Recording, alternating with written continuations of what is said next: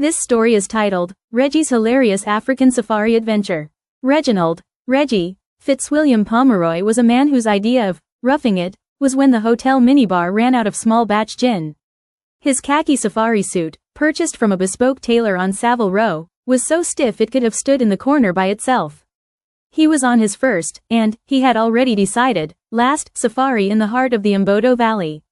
His guide was a man named Jabari, whose patience was as vast as the savannah itself and currently being tested to its limits.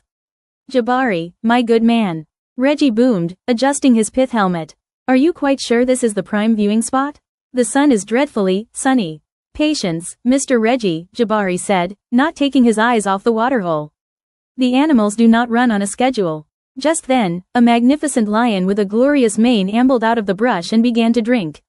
Ah, splendid, Reggie whispered, fumbling for his monocular. Look at him, the sheer majesty, the raw power. He's the very king of the beasts. The lion finished drinking, shook its magnificent head, and then, with a look of profound concentration, proceeded to lick its own nether regions with the gusto of a man polishing a prized Rolls-Royce.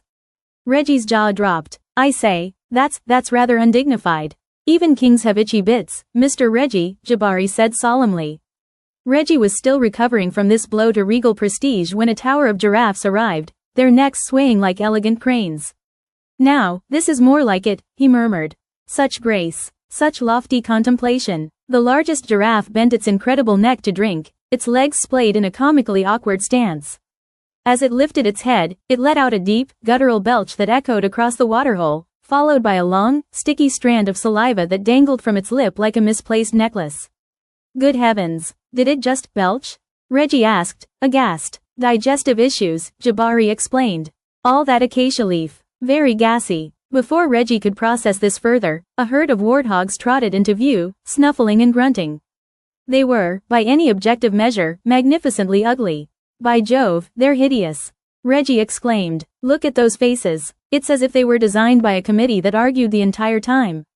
One of the warthogs, a particularly grizzled specimen with tusks that curved in opposite directions, suddenly decided the perfect place for a dust bath was directly in front of their jeep. It flopped onto its side with a happy grunt and began wriggling with unbridled joy, kicking its little legs in the air, a cloud of red dust enveloping it. Reggie stared, his monocular forgotten. The lion was personal grooming. The giraffe was belching. The warthog was having what looked like a seizure of pure bliss. He turned to Jabari, his worldview crumbling. It's all a bit of a sham, isn't it? All those documentaries by Sir David, they play dramatic music and talk about the struggle for survival. They never mention the licking and the belching and the wriggling. Jabari finally turned to him, a slow smile spreading across his face. Mr. Reggie, you have just learned the great secret of the safari. What's that? Everyone, Jabari said, gesturing grandly at the scene before them. Everyone, from the king of the jungle to the lowest warthog, is just trying to get through the day without an itchy bottom or a bloated stomach. It is not so different from your office, I think. Just with more flies and better scenery. At that moment, the warthog finished its bath, shook off the dust, and trotted away, leaving a perfect, portly silhouette in the red earth. Reggie looked from the belching giraffe to the now snoozing lion, who was twitching as he dreamed of whatever lions dream about. A slow chuckle escaped his lips. Then another. Soon, he was laughing so hard his stiff khaki suit creaked in protest. You're right, Jabari, you're absolutely right, he wheezed, wiping a tear from his eye. It's magnificent. It's the most gloriously ridiculous thing I've ever seen.